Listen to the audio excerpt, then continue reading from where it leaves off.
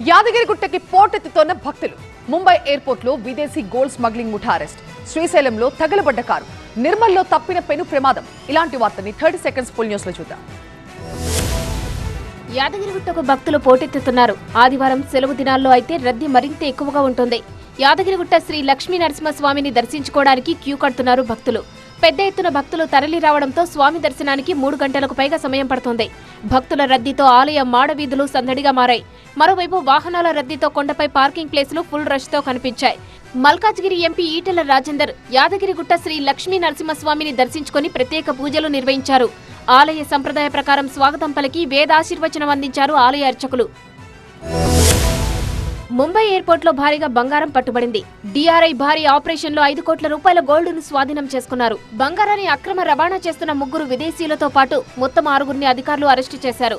అరెస్టైన విదేశీయుల్లో బంగ్లాదేశ్, శ్రీలంక దేశాల వాళ్లు ఉన్నట్టు వెల్లడించారు. గోల్డ్ స్మగ్లింగ్ లో విమానాశ్రయ సిబ్బంది పాత్ర ఉన్నట్లు గుర్తించిన డీఆర్ఐ 3 ఉద్యోగులను కూడా అదుపులోకి తీసుకుంది. ప్రాథమిక దర్యాప్తులో అతిపెద్ద అంతర్జాతీయ స్మగ్లింగ్ నెట్వర్క్ గా అనుమానిస్తున్నారు పోలీసులు. బంగారం ఎక్కడి నుంచి వచ్చింది, ఎవరి దగ్గరకు వెళ్తోంది, ఈ రాకెట్ వెనుక ఇంకెవరు ఉన్నారనే కోణాల్లో దర్యాప్తు కొనసాగుతుంది.